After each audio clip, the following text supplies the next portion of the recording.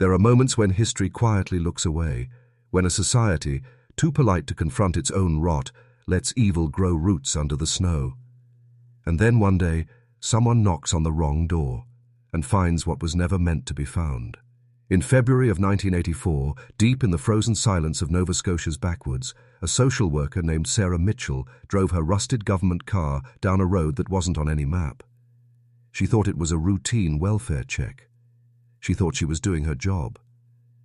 But that drive, through skeletal trees and silence thick enough to suffocate, was a descent into a kind of darkness that rewires a human soul forever. You need to understand something. Some truths aren't discovered. They're uncovered, layer by layer, like peeling rotting skin from a corpse that pretends to be alive. Sarah had been in child services for over a decade. She thought she'd seen the worst humanity could offer: addicts, neglect, cruelty that no child should endure. But nothing prepared her for the family at the end of Mountain Ash Road. The Goler clan, a name that, to this day, many in Nova Scotia still won't speak aloud. The first thing she noticed wasn't what she saw. It was what she didn't. No sound, no laughter, no movement. A silence too perfect. That's how isolation speaks. It removes the sound of life first. The main house leaned sideways like it was trying to escape its own foundations. Plastic over windows, rusted tin nailed to wood like bandages over an old wound, smoke from a dying chimney that should have collapsed years ago. And then the door opened before she even knocked. The woman who stood there wasn't old, but she looked it. Skin grey from lack of sun, eyes pale and drained of everything we call human. Behind her, shadows moved, not people, shapes. Sarah stepped inside, and the smell hit her like a physical force: decay, mold, human filth. But underneath it all, something else, something wrong. A scent you don't forget once you know what it means. Children watched from corners, their faces expressionless, too quiet, too obedient, too blank. Sarah had seen trauma before, but this was different. These weren't children raised in pain. They were grown in it. The man who called himself Caleb Goler shuffled in, beard long and white, his eyes milky and empty. His voice rasped when he spoke. "We don't need outsiders." That sentence, recorded later in Sarah's report, wasn't a threat. It was a warning. Inside that home lived 17 people. No electricity, no schooling, no records, just generation after generation breeding inside the same bloodline, obeying one man's law, Caleb's. The family had been isolated for nearly 50 years, surviving on government checks, hunted animals, and something far more grotesque.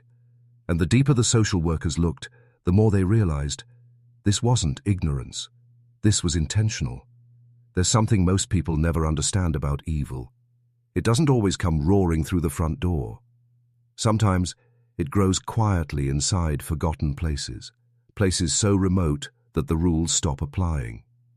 And when rules stop, the human mind reverts to its oldest, most primal code: dominate or submit. That's what happened on Mountain Ash Road. Sarah's partner, a young worker named Marcus, tried to talk to one of the little girls. Her name was Emma. 5 years old, eyes so pale they looked silver in the light. She reached for his hand, wanting to speak. But before a word escaped her lips, her mother, or whoever that woman was, grabbed her arm hard and said, "Children don't talk to strangers." That moment never left Marcus. Later, he said it felt like watching someone smother a soul in real time. Sarah insisted on interviewing the girl alone. They went to the back room, a cramped space that smelled of rust and damp air. She knelt to eye level and asked the child if she was afraid. That's when Emma whispered the words that started everything. "I'm not supposed to talk." "Who told you not to talk?" Sarah asked. Emma looked toward the main room. The family was listening, always listening.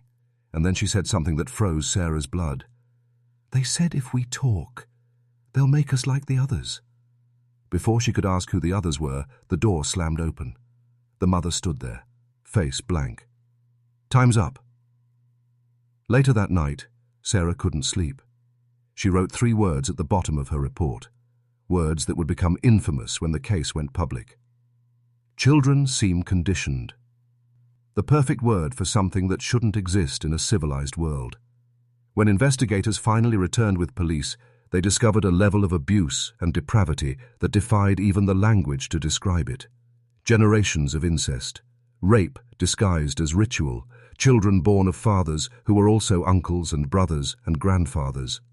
Entire family lines looping inward until humanity itself broke down into something unrecognizable. It wasn't just physical, it was psychological, spiritual, systemic. The Golers had created their own religion, one where obedience to blood replaced morality, and silence was salvation. And yet, here's the real horror. This didn't happen in the 1800s. It happened in 1987, in a country that called itself modern, civilized, educated. Not in the Amazon, not in the dark corners of medieval Europe, in Canada. How could this happen? How could an entire clan disappear into the wilderness, abuse generations of children, and no one stop them? Because civilization only polices the light. The darkness polices itself. Every government worker who ignored the reports, every villager who decided not to interfere, every neighbor who said, "It's not my business."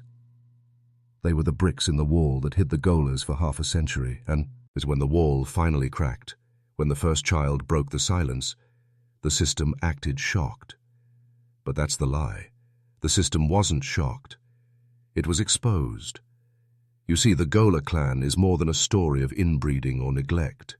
It's a mirror, reflecting what happens when society stops looking, when oversight becomes inconvenience, when empathy dies under paperwork and excuses.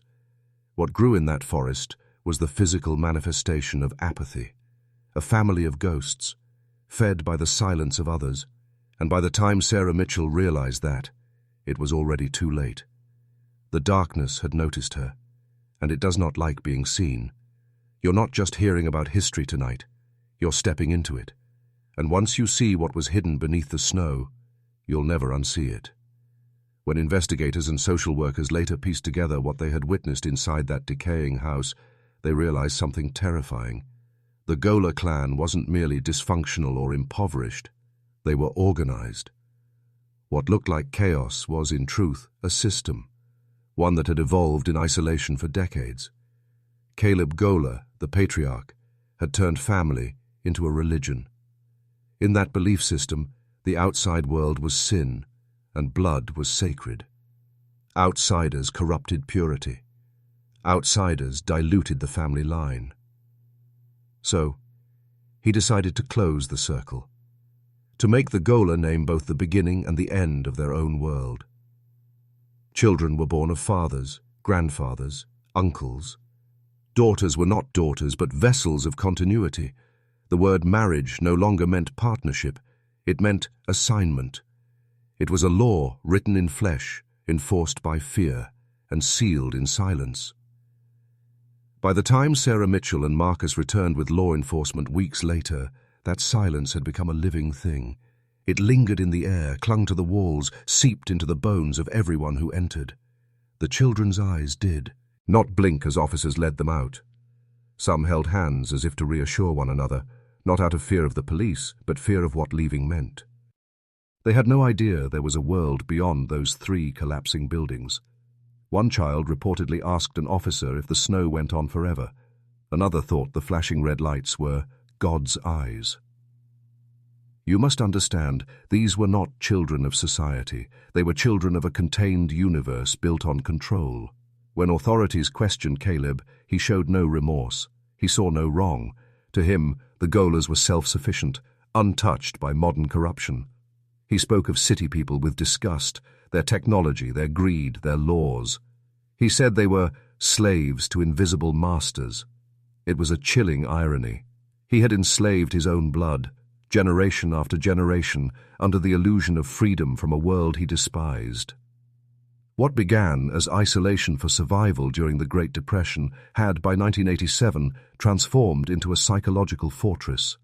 The clan had become both prisoner and warden of its own twisted ideology. This is where the story moves beyond horror into something more disturbing: pattern.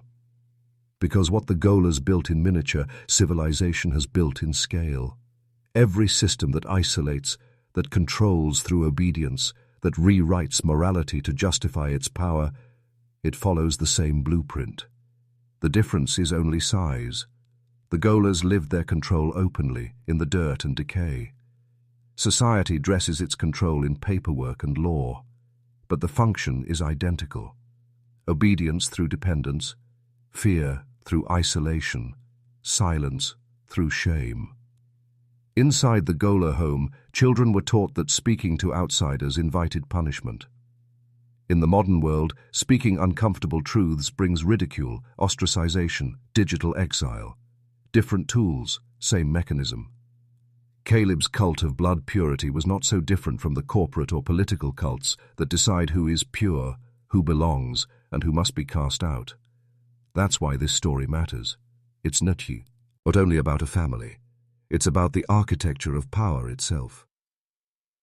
When Sarah reviewed the interviews, a particular detail chilled her to the core. Multiple children separately described the ritual of the pit. None could explain it clearly. Some said it was where disobedient ones were sent. Others said it was where the angels came. When investigators excavated the lower structure, the one half buried in snow, they discovered what appeared to be an old storage root cellar converted into a confined space. The walls were lined with crude carvings, symbols of circles, crosses inside triangles, and handprints, small ones etched in soot. The stench was unbearable. Authorities later determined that human remains, animal bones, and ritualistic items had been mixed there. Caleb's explanation was chillingly simple. That's where we send sin to sleep. No one ever fully determined how many children died within that compound. The records were too incomplete, the remains too degraded. But locals began whispering that strange lights had been seen in those woods for decades, that hunters occasionally found bones, that no one dared approach the Goler property after sunset. When the trial began in 1987, newspapers focused on the incest and the grotesque physical crimes, but what they couldn't print was the psychological dimension. Witnesses described the clan's blank stares, their synchronized answers, their lack of emotion. Some said it felt less like interviewing humans and more like speaking to puppets who had forgotten their strings. The prosecutors called it a tragedy of neglect. The psychologists called it generational trauma. But beneath all the professional language, one truth pulsed quietly. Something had been bred there, not just genetically but spiritually. A belief system that erased individuality. A cycle of obedience that replicated itself across generations. Sarah once told a colleague that what disturbed her most wasn't the crimes, it was the calm. The Golers didn't cry, didn't protest, didn't fight. They simply existed, as if waiting for orders that would never come. She realized that they had been conditioned not merely to obey, but to believe that obedience was their only identity. In their silence, she saw the purest form of control humanity has ever known. Self-policing submission. And here is where the descent deepens. Because you must ask yourself, who taught Caleb? Where did this belief in purity, in isolation, in sacred obedience come from? His parents? The church? The land itself? Or was it something older, an echo of an ancient survival code that once kept small tribes alive but now manifests as pathology? Every civilization begins as a clan, every clan as a family, and every family with a leader who decides whose blood is worthy. The Goler clan was not the first of its kind, nor will it be the last. They are a magnifying glass held over our collective disease, the human instinct to close ranks, to purify, to protect the familiar, even when it festers. They believed they were preserving something sacred. In truth, they were preserving fear. When Sarah finally testified in court, she said one line that was never broadcast on television. It was deemed too inflammatory. But it survives in archived transcripts. The Golers were not monsters born, they were monsters made. And what made them was neglect. Ours. That sentence hit harder than any verdict, because it stripped away the comforting illusion that monsters are separate from us. They aren't. They're what grow is when we stop watching. when we let the forgotten places rot in silence. Every empire, every institution, every society that turns its gaze away breeds its own Goler clan somewhere in the shadows. And when you realize that, you understand why this story was almost buried, why records vanished, why reporters were warned to tone it down. It's not just about a rural family. It's about how the machinery of civilization hides its failures by labeling them anomalies. If you've made it this far, you're not a casual listener anymore. You've already stepped past the comfort threshold, and you can feel it, the unease spreading. That's how truth works. Once it enters you, it rearranges you. Write this in the comments to seal it. Twice, word for word. I see what they hide. Those who understand will recognize you. Those who don't were never meant to. Now we descend deeper, into the unrecorded layers of the Goler legacy, into the files that never made it to trial, and the whispers suggesting their ideology didn't end in 1987. It evolved. When the trials ended and the cameras turned away, the world believed the Goler story was over. Society filed it neatly into history, labeled resolved, and moved on. But history never ends where we choose. It only pauses to catch its breath. Beneath the headlines, behind the sterile language of legal reports, something continued. Not the physical Goler family, perhaps, but the infection they carried, the idea of purity through isolation. It spread like a quiet virus, not through DNA, but through belief. In 1987, the court sentenced several adult Golers to prison terms that seemed heavy on paper, but light against the enormity of what they had done. A few children were placed in foster care. Others, older ones, simply disappeared into the welfare system, their identities changed, their records sealed. There was no ceremony, no rehabilitation, just relocation, a bureaucratic erasure. The public forgot. The files gathered dust. But Sarah Mitchell never did. She couldn't. For years, she kept a box under her bed, a private archive of everything she'd seen. Reports, photos, interview transcripts. And at the bottom of that box was one item that didn't appear in any official inventory. A hand-drawn map, scrawled in a child's uneven handwriting, showing paths through the forest that led away from the Goler property into the hills. On the map, 3 words were written in charcoal: the other's place. She didn't know what it meant until 1991, when an anonymous call reached the Child Services office where she still worked. The voice on the line was female, older, unsteady. "You people think it's over," the caller said, "but the mountain has more children." The line cut off before it could be traced. Sarah didn't tell her supervisor. She drove there herself. The original Goler houses had been bulldozed. The ground was scorched. The forest reclaimed most of the clearing. But she swore that, as she stood in the snow, she heard something faint, a child humming an old song, and in the distance she saw smoke, not from a chimney, but from a fire deep beyond the ridge. Some say trauma makes you see things. Others say trauma makes you finally see. Sarah's reports grew darker in the years that followed. She began connecting cases of unregistered families living off-grid across Nova Scotia and New Brunswick. In each, the details repeated like a code. Homes without electricity, children without papers, adults claiming bloodline sovereignty, an obsession with keeping to our own. None of these families bore the Goler name, but the pattern was identical. Every generation breeds a new mask for an old face. The Goler clan, she realized, had never been just a family. It was an ideology of retreat, a doctrine of purity disguised as self-sufficiency. The concept of isolation as control isn't unique to one clan. It's a repeating human reflex, stretching back to ancient tribes that cut themselves off to preserve power. Every cult, every empire that falls inward begins the same way, with fear of contamination, fear of outsiders, fear of losing control. That fear hardens into faith, faith into rule, rule into ritual.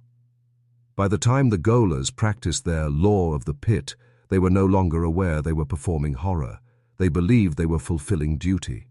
And the most terrifying truth of all is that belief protects itself. After the trials, several surviving members were relocated under new identities. Officially, none were ever heard from again. Unofficially, investigators later discovered that at least 2 of them, the ones released early for good behavior, had quietly returned to rural communities under assumed names. They were found years later living among other reclusive groups, their children registered under completely new surnames. When questioned, one of them said a phrase that made police stop cold: "Blood remembers." The phrase appeared again in 1995 in a police report from northern Maine, where a school teacher noticed a group of siblings with identical pale eyes, withdrawn behavior, and a mother who refused all contact with authorities. She vanished before social services arrived. The abandoned house contained books of genealogy, copied by hand, tracing bloodlines back generations, not just to the Golers, but to other families from the same region who shared the same patterns of isolation. Someone was preserving their history, quietly, deliberately, far from public attention. We like to think evil dies when it's punished, but the truth is that punishment only teaches it how to hide. What began as a physical clan became a network of belief, families who saw themselves as pure, self-chosen, persecuted by modern society. They weren't entirely wrong about being hunted. They were being hunted by people like Sarah, by those who refused to forget. But every time one branch was exposed, another slipped deeper underground, more careful, more devout. The ideology survived precisely because no one wanted to believe it could. Sarah eventually resigned from child services in 1998. Her last case file, now declassified, contains a single handwritten note. "They've learned to wear new faces." That line reads almost like paranoia until you compare the foster records and see that several of the rescued Goler children later married each other in adulthood. Some unknowingly, some perhaps not. DNA testing wasn't common then. It is now. And what recent investigations have uncovered quietly terrifies even modern agencies. Pockets of genetically linked families across rural Canada, each claiming no ancestry in common, yet sharing near-identical genetic markers that trace back to a single cluster of origins in the Nova Scotia Highlands. When reporters tried to pursue the story, access to those genetic files was abruptly restricted. Privacy, they said, protection of minors, they claimed. But Sarah had always warned, the system doesn't destroy corruption, it buries it alive. Every time society finds something it can't bear to face, it hides it behind the language of protection. Protect the victims, protect the families, protect the public from details too disturbing to know. But silence is what built the Golers. Silence was their oxygen, and every layer of secrecy added since has only ensured that their ideology never truly died. It adapted. There are whispers now, unconfirmed, maybe mythic, that certain rural communes in eastern Canada use the name the Family of the Ridge. They reject government authority, homeschool their children, refuse medical records, and preach that the world below the mountain is cursed. Sound familiar? It's the same rhetoric, evolved through time. New names, old faith. People laugh when they hear rumors of inbred cults or survivalist sects, dismissing them as local legends. But every legend begins with something that once lived. The question is not whether the Goler clan still exists. The question is how many forms it has taken since it was first uncovered.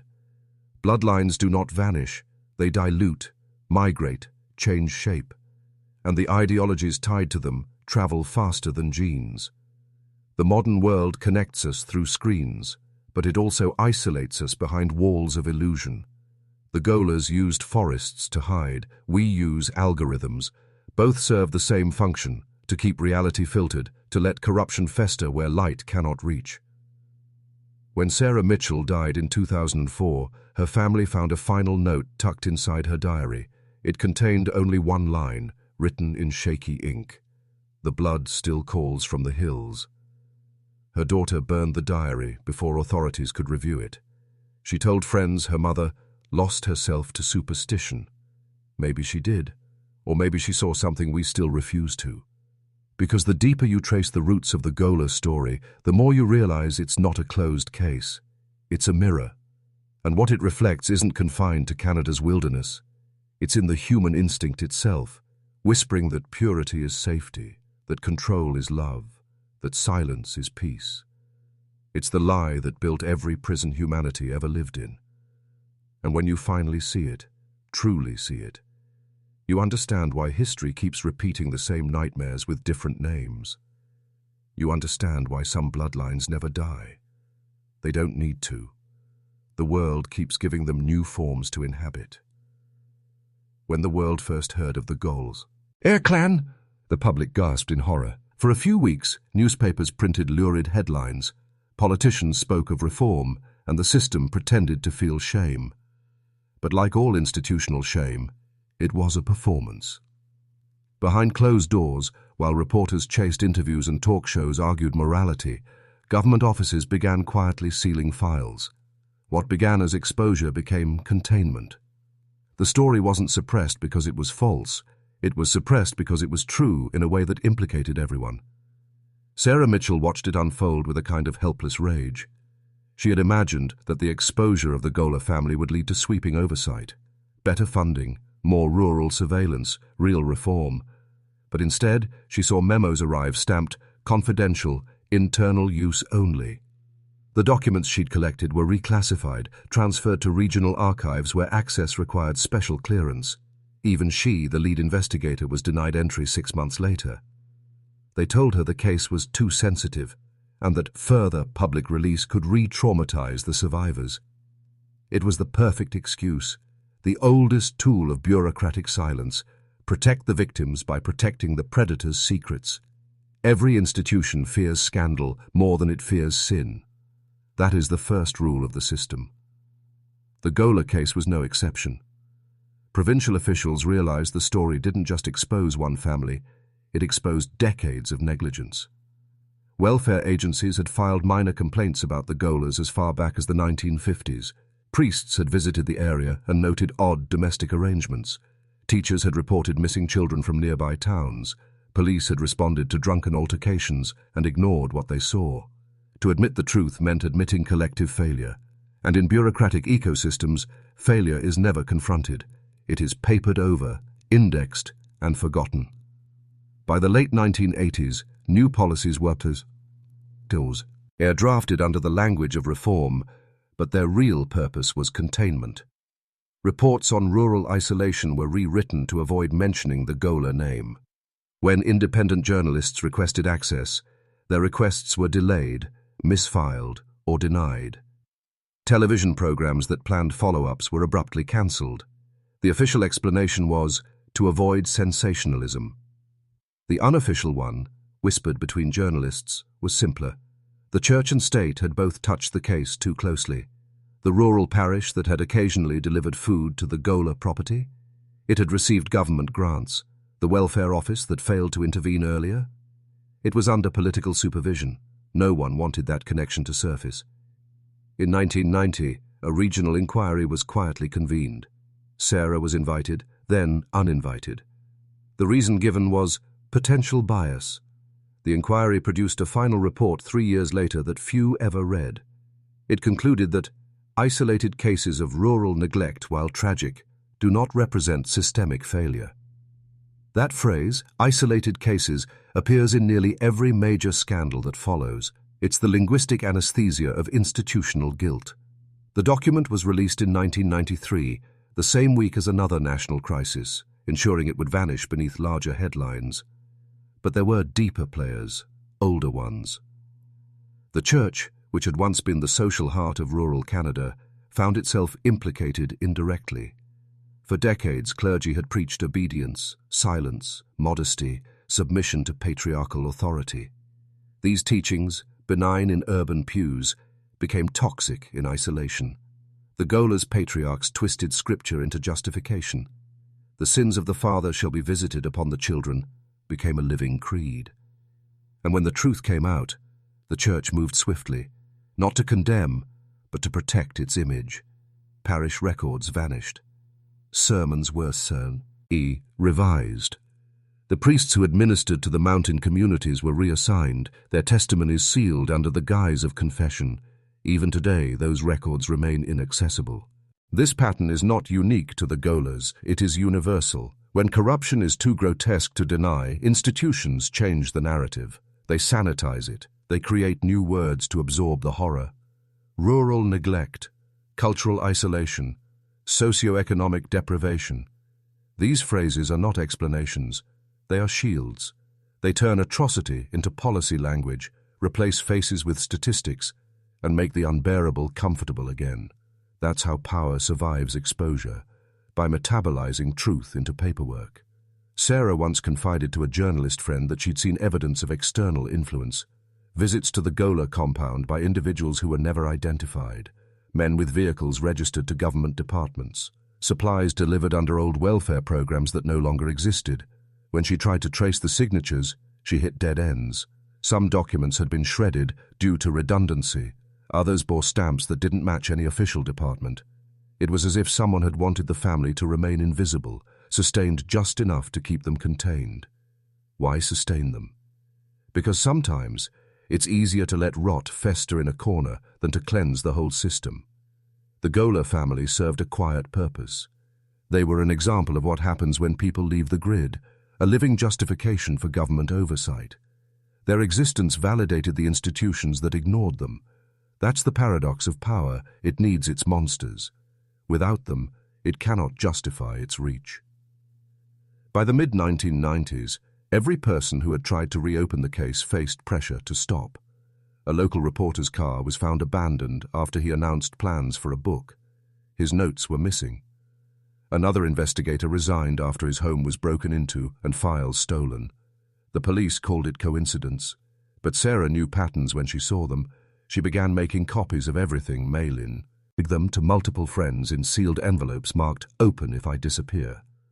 One of those envelopes surfaced years after her death, containing excerpts from interviews never submitted to court. They described not only incest and abuse, but ritualized punishment sessions that followed a pattern: same night of the week, same location, same chant. The words spoken, according to one survivor, were, "The blood binds us, the world forgets us." That sentence wasn't just the Goler's motto, it was the institution's promise.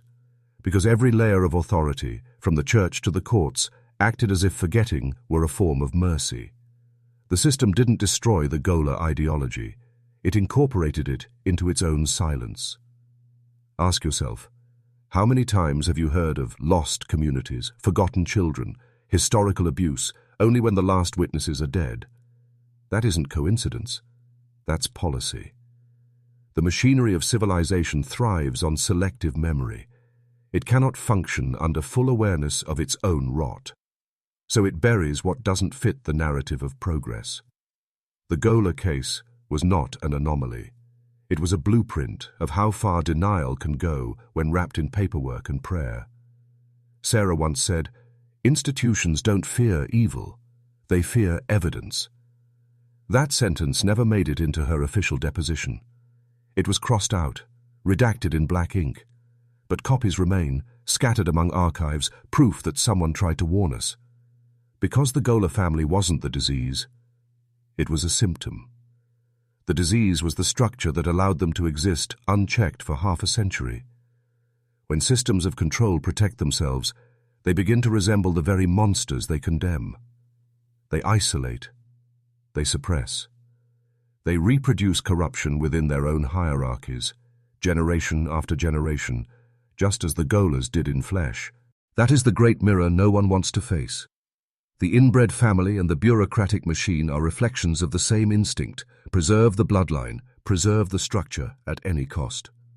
And so, while the newspapers moved on and the files grew cold, the lesson of Mountain Ash Road remained buried beneath snow and paperwork. The silence continued. But silence is never empty. It hums. It vibrates beneath the floorboards of history, waiting for someone brave or foolish enough to listen again. Every civilization has its architects of forgetting, those who build walls not of stone or law, but of narrative. When something too monstrous threatens to expose the fragility of the social order, these architects step forward to rewrite it. They smooth the sharp edges of horror, trim the inconvenient facts, and wrap the unthinkable in language that makes it safe to consume. The Goler clan's truth did not vanish. It was repackaged. By the early 1990s, Canadian media had transformed the Golers from a living indictment of systemic neglect into a dark curiosity. Documentaries framed them as a cautionary tale about rural poverty. Television interviews reduced the victims to case studies of genetic consequence. The public no longer saw a structure of institutional failure, they saw primitive isolation. It was easier to believe that a few poor, uneducated families had gone feral than to confront the reality that social workers, police and clergy had stood by for decades. And so, with each broadcast, the horror became less about us and more about them. The line between monster and man was drawn neatly once more, and everyone watching at home could breathe again. Behind that media shift were subtle collaborations, universities, funding boards, and television executives eager to reclaim the narrative. Grants were issued for sociological research into rural deviance, professors wrote. The papers that explained the Golers as an anomaly caused by geography and poverty, not neglect and power. Academic language sterilized the story. Intergenerational dysfunction. Subcultural pathology. These terms turned screams into statistics, abuse into data. It was an intellectual laundering of atrocity. And when a truth is laundered enough times, even the guilty begin to forget that blood was ever spilled. Sarah Mitchell saw it happen in real time.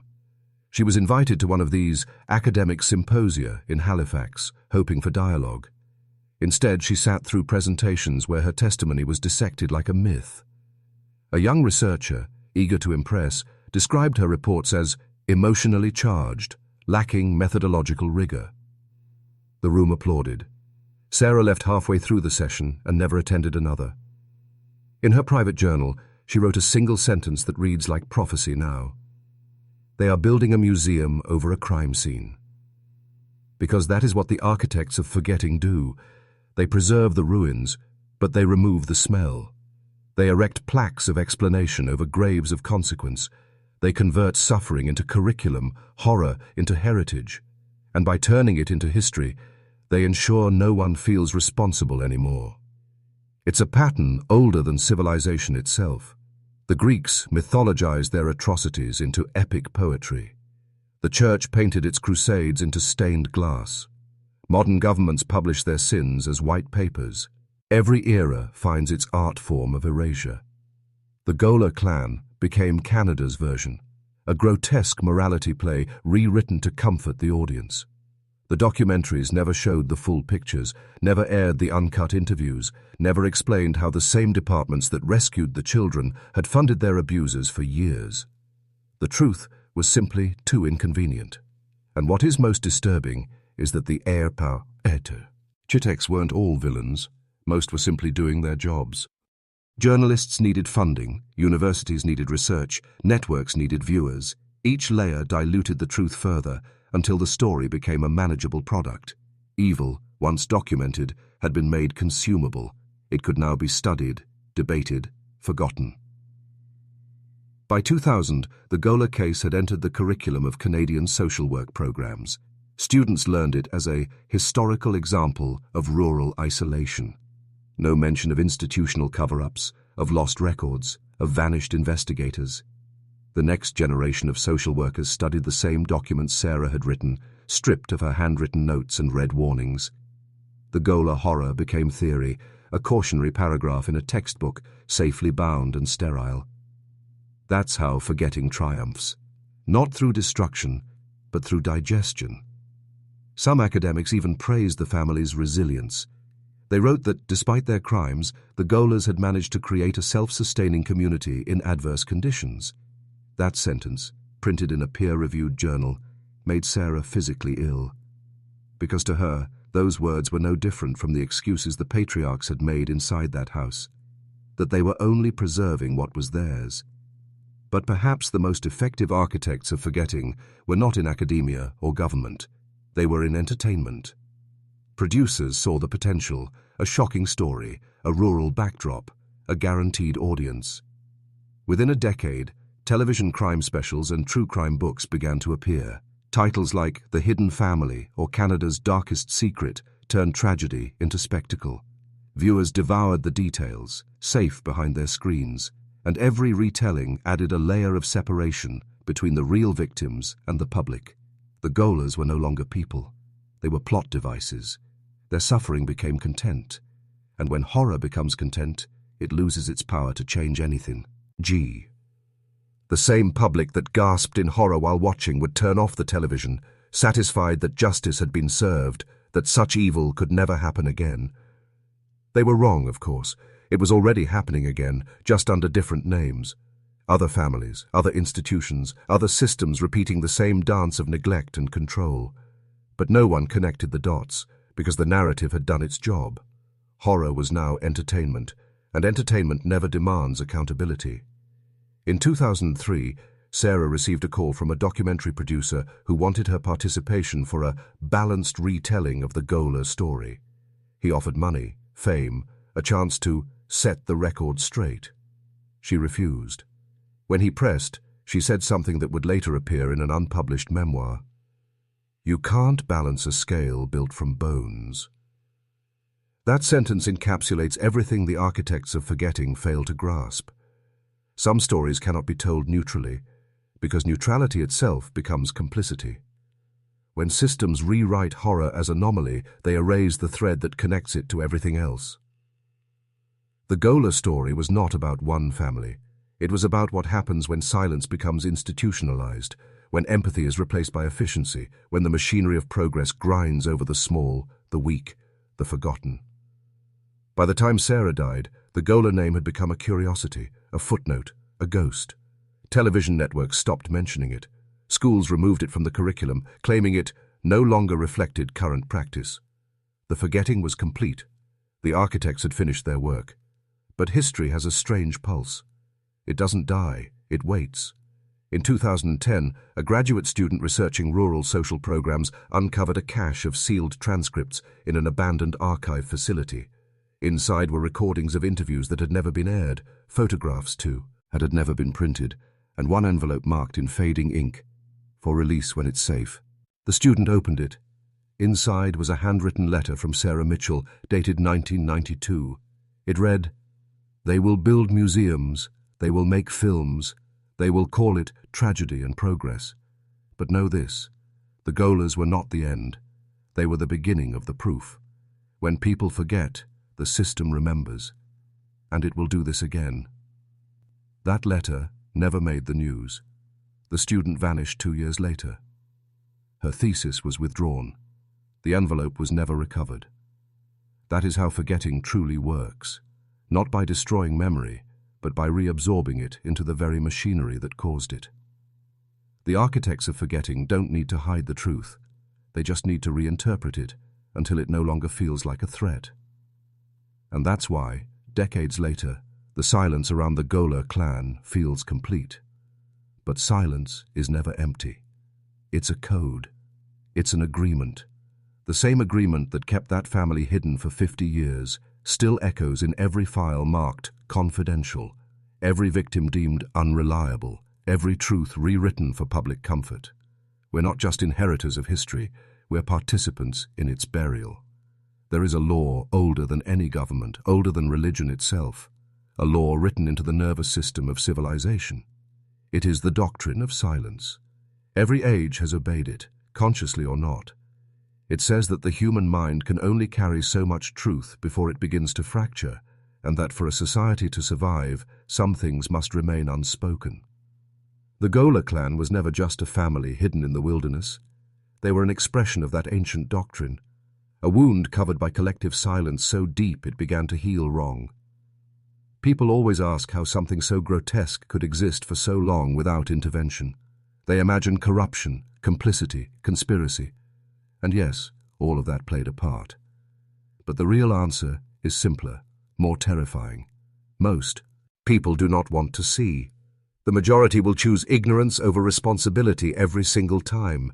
Silence is not imposed, it is invited. It is comfort disguised as virtue. And the more sophisticated a civilization becomes, the more elaborate its silence grows. Sarah Mitchell once said, "I thought silence was the absence of words. It isn't. It's the presence of fear. She was right. Every villager who ignored the strange noises in the night, every welfare officer who postponed an inspection, every priest who said a prayer instead of asking a question, they weren't evil. They were afraid. Afraid of contamination, afraid of paperwork, afraid of being responsible for what they might find. That's how the doctrine works.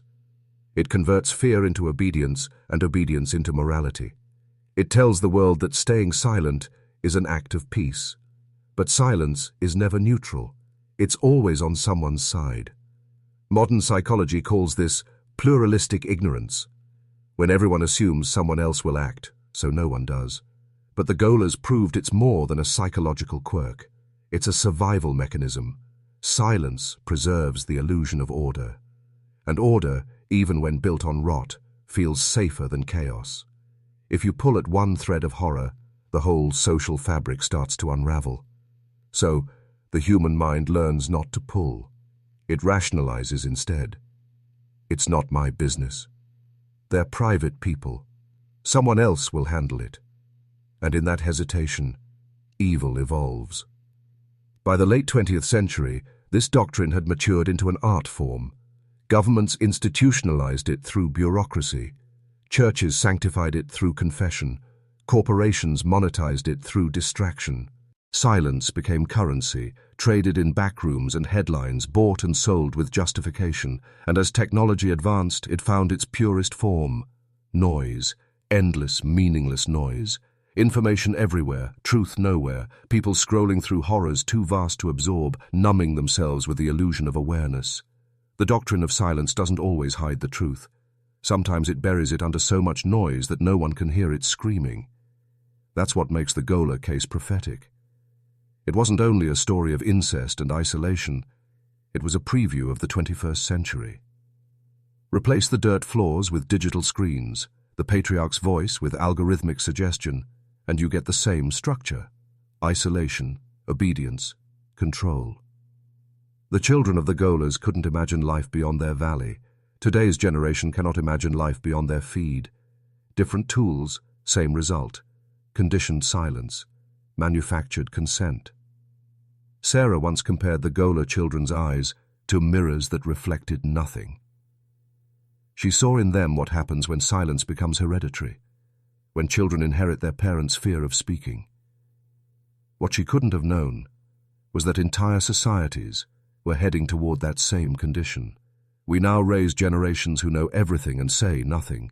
They scroll past injustice with the same blankness those children showed when she entered that house.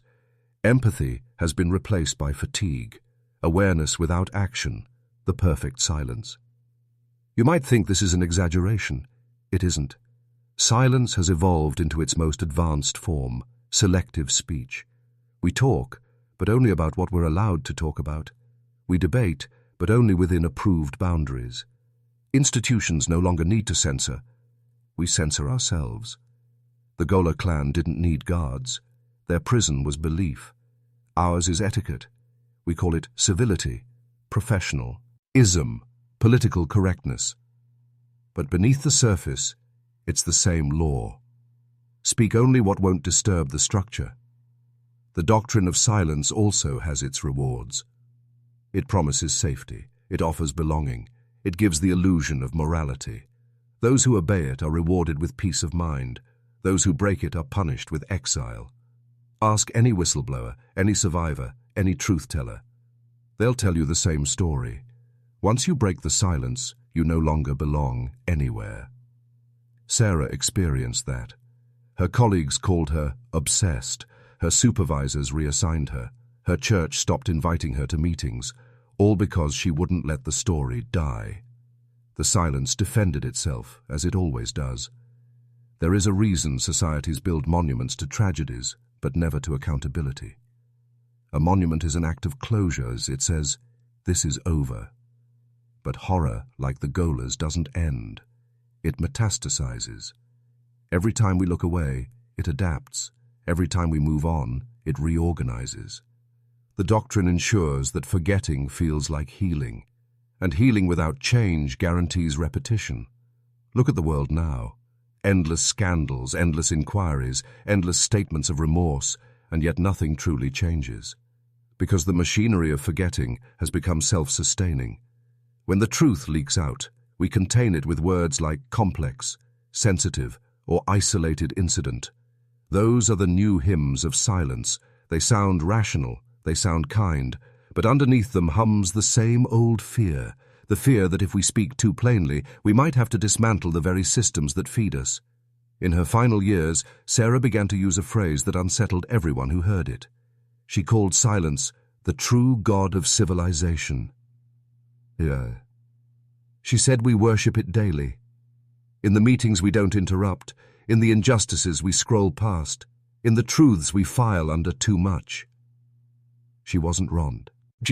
The Goler clan was just a small church of that larger faith, a congregation that practiced silence to its logical extreme. We think they were monsters because they did it with blood. We do it with bureaucracy, and that difference comforts us. When Sarah's notes were finally recovered, one passage stood out, written in her final weeks. The silence we fear is not outside us. It lives in our blood. We inherit it the way the Golers inherited their name, and one day it will breed itself into perfection, a world without witnesses. That line was dismissed as paranoia. But look around. Every camera, every microphone, every platform promises exposure, and yet, the more connected we become, the less we actually see. Truth has never been more visible, and never more ignored. We are the Goler children now, eyes wide open, mouths closed, waiting for permission to speak. And that is why the doctrine endures, because silence is easier than truth. It feels cleaner, safer, more civilized. It allows the world to keep spinning without collapsing under the weight of its own reflection. But every silence carries a cost. Every unspoken truth becomes a seed of the next horror. That's how it begins again. A small, quiet family somewhere in the wilderness, or a corporation hiding crimes behind a logo, or a government sealing files to protect stability. It doesn't matter the setting. The script is the same. And unless someone breaks it, the story always ends the same way. Another generation born into the silence, another mountain that hides what civilization refuses to see. When you study the Goler clan long enough, you start to understand that their story wasn't an exception. It was a prototype. Their isolation, their obedience, their ritualized silence. These weren't just symptoms of madness. They were blueprints of control. What they built in the wilderness, with sticks and blood, a world has rebuilt with screens and systems. The structures are identical, only the materials have changed. The Golers worshipped blood, we worship data. They lived in a valley cut off from the world. We live in digital valleys cut off from reality. They had a patriarch who told them what was true. We have algorithms that do the same. The human instinct to obey, to belong, to hide behind silence has simply evolved into a more polished, more global design. The modern world has turned isolation into convenience. The walls around us are no longer physical, they are psychological. The Golers' children never saw beyond the hills because no one showed them what lay beyond. Today we scroll through infinite images of the world, yet we see nothing real. We mistake abundance of information for freedom, forgetting that the greatest cage is the one you don't notice. Sarah Mitchell once described the Goler household as a place where every word was monitored, every movement watched. She didn't realize she was describing the future. Every tap, every search, every thought we express now is recorded, categorized, and fed back to us in a loop of curated obedience. The wilderness has gone digital. The difference between their world and ours is not morality, it's sophistication. Caleb Goler controlled his family with fear and isolation. The modern world controls billions with comfort and distraction. The Golers obeyed because they feared punishment. We obey because we fear inconvenience, rejection, being labeled. They built silence through terror. We build it through self-censorship. The end result is the same, a population that polices itself, ensuring the structure remains untouched. The Golers were not an aberration of humanity. They were a reflection of what happens when obedience becomes identity. Look closely, and you'll see their reflection everywhere. in the cubicle, in the classroom, in the feed that knows you better than you know yourself. There's a phrase Sarah wrote in one of her last notebooks. Control grows best where comfort feels safest. That is the principle of every empire, every corporation, every government that has learned to manage people without chains. The Golers built their obedience from scarcity, food, shelter, contact. Modern society builds it from abundance. Too many choices, too much noise, too many systems you depend on but don't understand. Dependency breeds silence as effectively as fear ever did. The result is a civilization that looks free, acts free, but cannot tolerate dissonance. The Golers punished any child who spoke against the patriarch. Today, we punish any voice that disturbs the collective narrative. We do it with cancellation, ridicule, or algorithmic exile. It's the same ritual, only automated. Think about it. The Golers believed that their bloodline must remain pure to survive. We now believe our brands, our politics, our ideologies must remain pure to define us. Every time we block, unfollow, or silence someone for thinking differently, we reenact the same genetic purging they practiced in flesh. We cleanse our digital bloodlines. We curate our tribes. We isolate our own minds. We call it personalization. But it's segregation. Elegant, invisible, voluntary. And once again, the doctrine of silence thrives. There's something else. In the Goler household, obedience was inherited. The children were born into submission. They never questioned it because they never saw an alternative. That's how conditioning works. It doesn't need chains if it can shape perception. Look around. Most of us are born into digital obedience. We learn to trust systems before we understand them. We hand over privacy for efficiency, autonomous. I for convenience, thought for validation. The Golers' world was small, but so is ours. We just carry ours in our pockets. When historians studied the Goler clan, they noticed a strange phenomenon. Even when removed from the family and placed in safe homes, many of the children continued to whisper before speaking, as if afraid of being overheard. Their environment had been replaced, but their programming had not. Decades later, our species behaves the same way. We whisper opinions, measure our words, look over our shoulders before we speak truth. Surveillance doesn't need cameras when fear is internalized. This is the real legacy of the Golers, the psychology of submission. And it didn't end with their arrests, it became our social code. Every system, from politics to religion to commerce, now runs on the same software. Build dependence, reward obedience, punish deviation, and call it order. The only difference is scale. Caleb ruled 17 people. The new patriarchs rule billions, unseen, unaccountable, and obeyed. There's a reason most people have never heard the full Goler story. It's not because it's too dark. It's because it's too familiar. The human mind protects itself by distancing horror. We say, that was them, not us. But look deeper. The same silence that hid their crimes hides ours. Environmental collapse, corporate exploitation, institutional abuse, political corruption. Different faces, same ritual. The masses remain still, eyes blank, repeating the same mantra in a modern tongue. It's not my business. That's how civilization sustains itself, by convincing everyone that responsibility belongs to someone else. Sarah's last surviving colleague, Marcus Chen, once gave an interview to a local paper before vanishing from public life. When asked what haunted him most about the Goler investigation, he said, "It wasn't the violence. It was how normal it felt after a while. That is how the doctrine wins. It turns horror into routine. It normalizes the unacceptable. It teaches people to adapt rather than rebel. That's what we've done globally. We've adapted to exploitation, to lies, to surveillance, to silence. We've learned to live with it, to justify it, to even call it progress. When you strip away the technology and the pretense, you realize that the modern human condition is not far from that cold farmhouse on Mountain Ash Road. We are still inside a structure built by others, still obeying scripts written long before we were born, still believing the illusion that safety and silence are the same thing. The names have changed, the rituals have evolved, but the pattern remains. The Goler story is not history. It's prophecy disguised as memory.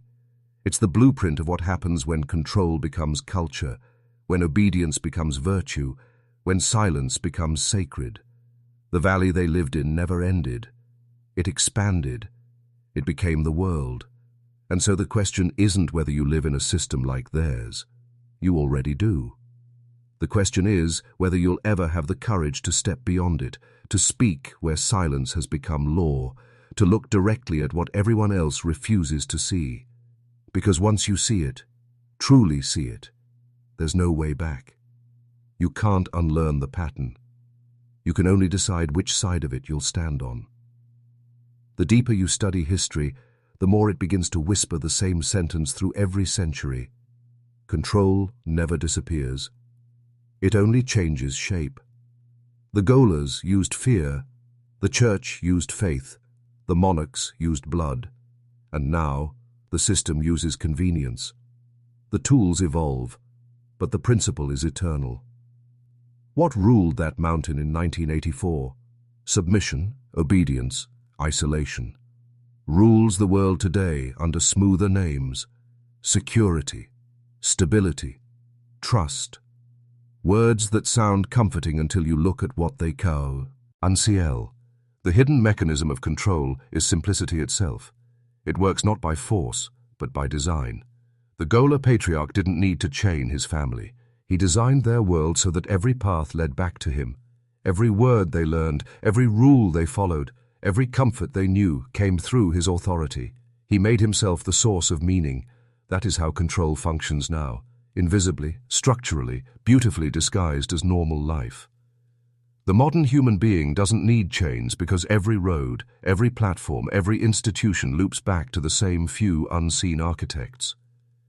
You think you choose where to live, what to buy, what to believe, but your choices were designed for you long before you made them.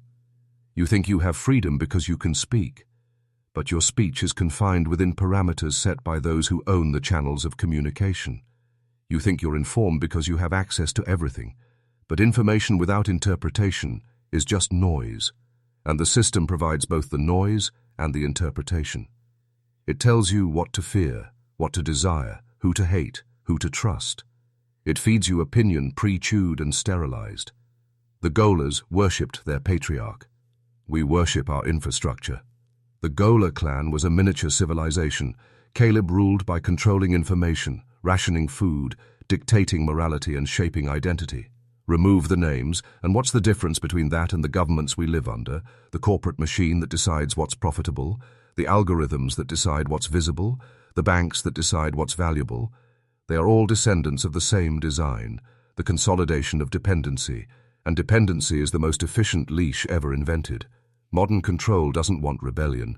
It wants participation. It gives you platforms to express outrage, outlets to vent dissent, movements to join, all safely contained within the structure. The illusion of resistance is the mechanism itself. The Goler children sometimes screamed at their patriarch, but only inside the house, never outside. Their rage was permitted, even useful. It kept them from questioning escape. The same happens now. You can rage online, protest, vote, complain, and the machine records it, absorbs it, learns from it, then adapts. The system doesn't fight opposition. It feeds on it. The modern patriarch is faceless. It speaks in corporate press releases, government statements, trending hashtags. It promises protection in exchange for obedience. The language is different, but the ritual is the same. We're doing this for your safety. We're regulating for your own good. We're protecting your privacy by managing your data. These are not statements of service. They are liturgies of control. The structure learned from centuries of failure that the best leash is one you wear proudly. Sarah Mitchell once wrote, "The most dangerous prisons are the ones that teach you to love your warden." The Goler children did. They wept when their captors were taken away. They didn't understand freedom because obedience had become their comfort. We are no different.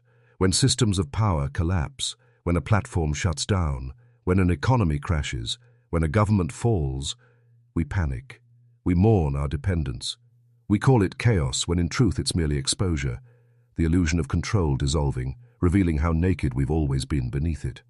Technology perfected what the Golers began, the total surveillance of spirit. The patriarch watched his family with his eyes. The modern system watches us with algorithms, GPS, facial recognition, predictive modeling. It doesn't just monitor what you do, it predicts what you will do, shaping your future before you make your choices. It knows what you'll buy, what you'll fear, when you'll revolt, and how to pacify you. Control has never been this intimate. The Goler compound had wooden walls. Ours are invisible but thicker. We carry them willingly in our pockets, check them every few minutes, and call it connection. The brilliance of modern control lies in how it hides behind morality. It doesn't need to declare power, it declares virtue. The Golers justified their cruelty as purity. We justify ours as progress. We censor for safety. We invade privacy for security. We manipulate truth for unity. The mechanism doesn't suppress evil, it rebrands it. And so every generation believes it is more enlightened than the last, while building the same structures under new names. When the Goler clan was finally dismantled, sociologists described it as a failure of civilization. They were wrong. It was civilization in microcosm, stripped of pretense, raw and naked. It showed the anatomy of control that society usually hides beneath layers of respectability. The family's hierarchy was a mirror held up to our own. The patriarch represented government, the women, the institutions that perpetuate obedience, the children, the population shaped to serve both.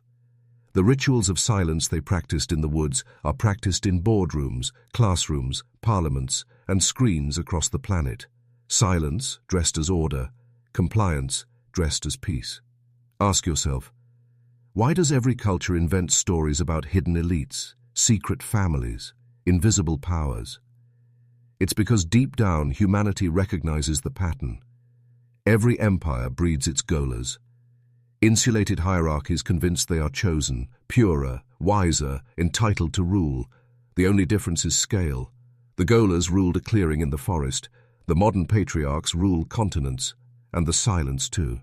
Had protected that family now protects global systems. The same mechanisms, secrecy, ritual, dependency, fear of outsiders, run our world, only mechanized, digitized, normalized. Sarah Mitchell used to say she feared that what she'd witnessed in that valley wasn't an anomaly, but a preview. She was right. Look around. A planet of isolated individuals, each convinced of their autonomy, each surveilled, categorized, pacified. A world that calls control connectivity, obedience civility, dependence progress. A world where truth is entertainment and silence is virtue. The Goler compound has become civilization itself. So what, then, is freedom? Not comfort, not safety, not the illusion of choice. Freedom is the ability to see the mechanism and still speak. It's dangerous, thankless, and costly, which is why most people will trade it for convenience. But every generation produces a few who don't. The ones who look into the machinery of silence and refuse to blink. They are the heretics, the exiles, the ones labeled paranoid or unpatriotic. They are Sarah Mitchell's descendants, not by blood, but by defiance. She once wrote, "The system fears awareness more than rebellion." She understood that rebellion can be controlled, but awareness cannot. Once you see the pattern, once you recognize the mechanism, you can never return to ignorance. You can play along, but you will always hear the hum of the machine behind the music of progress. That hum is everywhere now. In the phones we worship, the screens we pray to, the voices that tell us what to think. It is the heartbeat of the new patriarch, steady, silent, eternal. The Goler clan's bloodline ended, but their ideology, control through obedience, silence through fear, did not. It evolved, perfected, scaled, and the world became their compound. The question that remains is the same Sarah asked before her death. When the cage becomes invisible, how do you convince the prisoners they're trapped? You've walked with me through the cold valleys of history, through the rotted walls of the Goler compound, through the silence of institutions, through the machinery of forgetting, and into the invisible structures that now govern every breath of modern life. But this is where the descent ends, not in the past, not in theory, but in you. Because if you've stayed this long, something inside you already knows. The story of the Golers is not about them. It's about us. Every civilization eventually reaches this point, the mirror stage, where it must confront the reflection of its own design. For Sarah Mitchell, that mirror moment came when she realized that the family she pitied had merely acted out what society had already normalized. Obedience to power disguised as moral order. For us, the mirror moment comes when we understand that the Goler Valley was just a smaller, more honest version of the world we live in now. The Golers believed the patriarch's word was truth. We believe the algorithm's feed is truth. They were told the outside world was dangerous, corrupt, impure. We are told that offline life is meaningless, inefficient, obsolete. They lived under constant surveillance by one man's will. We live under constant surveillance by systems we can't even see. Their God was blood. Ours is data. The pattern has not changed. Only the language has. The reason this story haunts anyone who truly studies it is because it reveals a truth the system can never admit. Civilization's progress is not the opposite of barbarism. It's the evolution of it. The same forces that allowed one family to dominate its own bloodline now allow faceless hierarchies to dominate billions. And just like the Golers, we call it love. We call it order. We call it peace. The deeper Sarah dug into that valley, the more she realized she was looking into the human soul stripped bare, a place where fear and control had fused so completely that freedom felt like blasphemy. That is the ultimate form of power, when you make your captives believe that obedience is virtue and questioning is sin.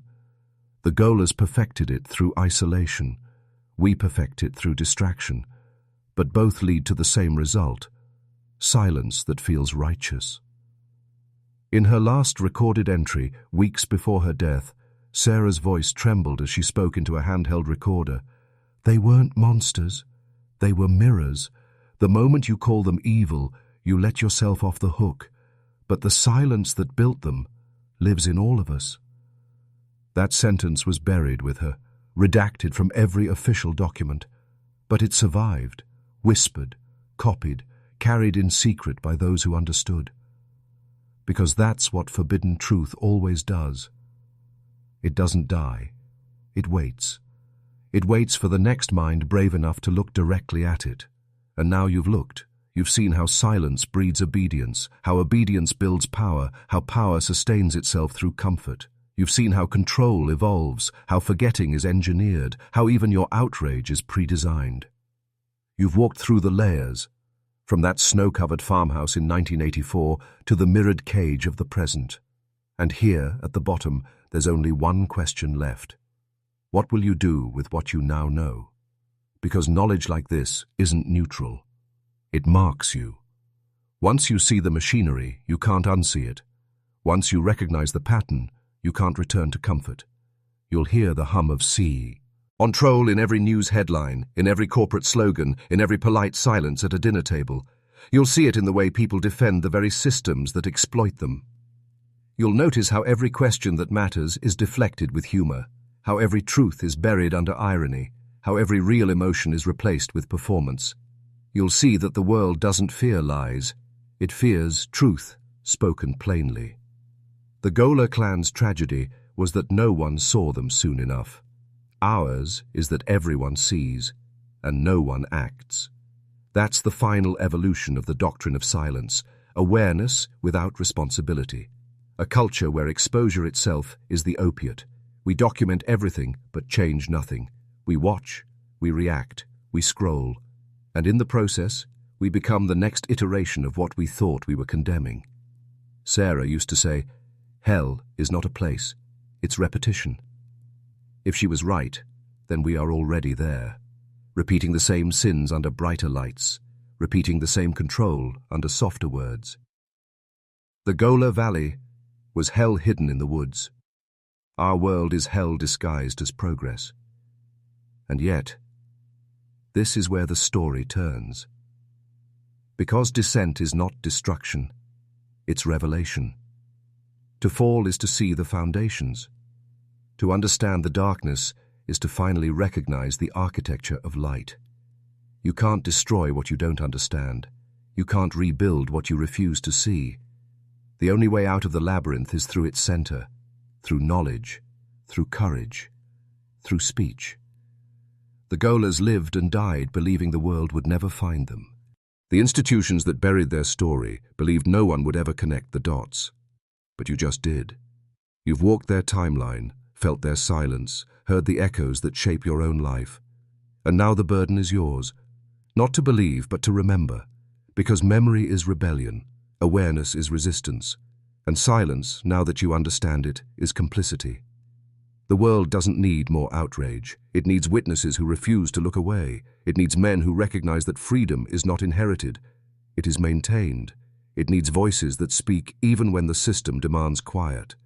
Because history is not written by the powerful, it's written by those who refuse to be forgotten. The Goler clan began in silence. It ended in exposure. Civilization began in exposure. It is ending in silence. The cycle will continue until someone breaks it. Not with violence, not with rebellion, but with truth spoken clearly, without apology, without permission. So if you've come this far, you've earned the right to break it. Write these words in the comments, twice, to mark the transformation. I will not be silent. Write them not for me, not for the algorithm, but for yourself. A declaration that you've seen through the veil, that you refuse to inherit the silence that built every horror before you. Because when enough people speak, the machine stutters, the hum falters, the doctrine cracks, and through that crack, light enters. Not gentle light, but the raw, blinding kind that burns away illusions. That's how every empire ends.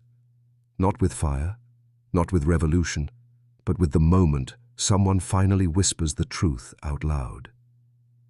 The Goler story was the first whisper. This is the echo.